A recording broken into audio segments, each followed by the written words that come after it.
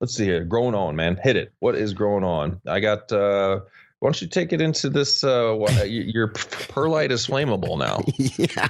All right. So I'm out at dinner with my family yesterday, and my daughter says to me, "Oh, we had a fireman come in and give a talk, and he says that the number two. He says first of all that white popcorny stuff is flammable. It's like very flammable. That it's And I said perlite, and she goes, "Yep, that stuff." I'm like, "Huh, that seems weird." And then she goes, "Yeah, it turns out that one of the top causes of house fires is." People putting like their roaches out on plants. And it's funny that she said roaches. I was like, that doesn't make any sense to me. I was like, and who told you this? She goes, yeah, the fireman told me.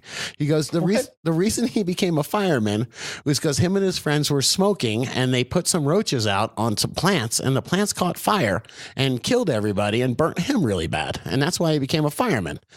And I was like, this story sounds like something like either I would like dream, you know what I mean? Like it doesn't seem like something. So now I'm thinking about like a nightmare. The first rule of a good lie is to at least make it plausible. I don't know. Maybe it's a real story, but I sure shit wouldn't tell that to seventh graders if that was really, I would certainly dumb that down a little bit, man. She came in with roaches and everything. She goes, maybe they were cigarettes. I don't know, Dad. Did it end with don't do drugs, kids? I don't know. I mean, you don't have to say that when you've caught yourself on fire, man.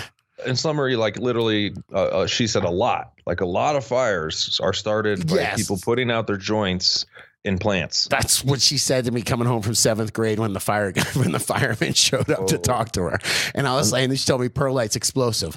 I was like, none of this really seems true, but I'm going to ask, man. I've got Guru over here, man. So Guru, is perlite explosive? No. What is it? It's like shale or something, expanded rock, right? Yeah, it's pretty much obsidian that's put in a furnace until it pops like popcorn.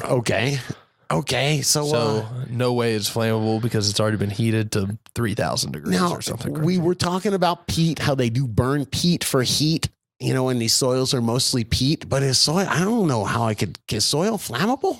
Well, I mean, in Europe, they use peat as like one of the primary fuel sources instead of coal there. Peat is pre-coal, by the way. I mean, it definitely burns, but it burns slow like coal does, which is why they use it. So. Are we calling bullshit on the story, or I don't know. Unless there's something small, the only issue on the story is the communicator. Yeah, you didn't get it from the source, there could be a big.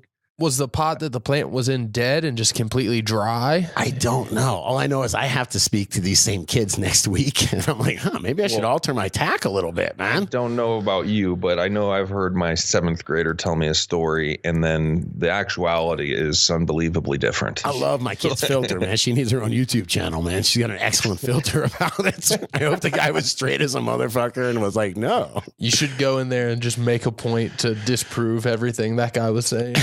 No, what the fireman really said is like when people fall asleep, because he wanted to get the kids not to do cannabis on the flammable couch with the joint, the couch can catch on fire. And then your daughter wanted to tie it into your grower mess with you or something. Anyway, I don't know.